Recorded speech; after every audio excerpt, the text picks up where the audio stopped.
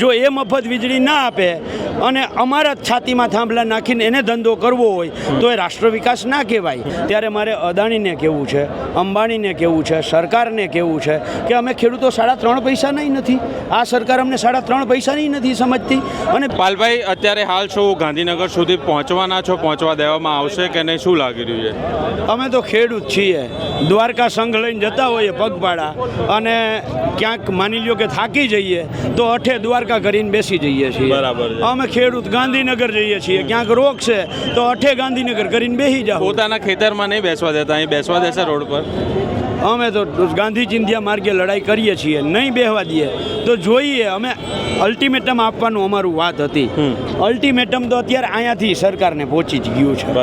બરાબર છે, એટલે એમાં અલ્ટિમેટમ અમારું જે પહોંચાડવાનું હતું એ પહોંચ્યું જ છે।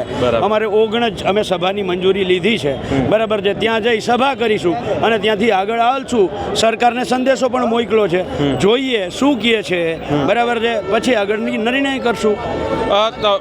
ઇન્ફ્રાસ્ટ્રક્ચરની વાત આવે ત્યારે મોટાભાગના લોકો, અત્યારે ખાસ કરીને શહેરી વિસ્તારમાં રહેતા લોકોને એવું માનવું છે કે વિકાસ માટે તો જગ્યાઓ લેવી પડે। આ એક સ્ટેટમેન્ટને લઈને તમારે શું કહેવું છે? જો મેં જેતપર ગામે રાજ્ય સરકારના એસડીએમ એણે એવું કહ્યું કે આ ભારતના વિકાસનું કામ છે, ત્યારે મેં એમને આપેલું સ્ટેટમેન્ટ હું આજે ફરીથી આપું છું। ભારતના વિકાસનું કામ હોય, આખા ગુજરાતમાં જેટલા થાંભલા નાખવા હોય એટલા નાખો, અમે સંપૂર્ણ મફત નાખવા દેવા તૈયાર છીએ।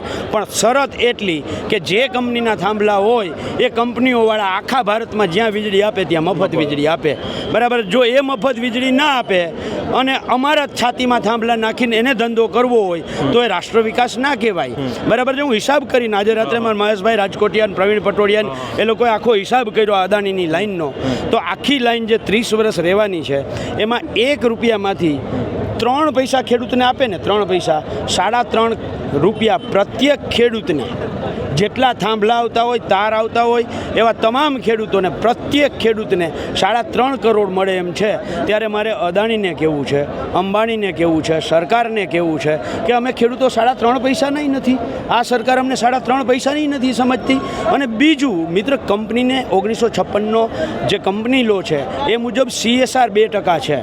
જો CSR સમાજ કલ્યાણ માટે 2% હોય તો જેના ખેતરમાં તમે થાંભલો નાખીને ધંધો કરો છો એને 3 પૈસા તો આપો, 97 પૈસા તમે ખાઈ જાઓ, 3 પૈસા તો આપો, અમારી છાતી ઉપર થાંભલો ઊભો થાય છે।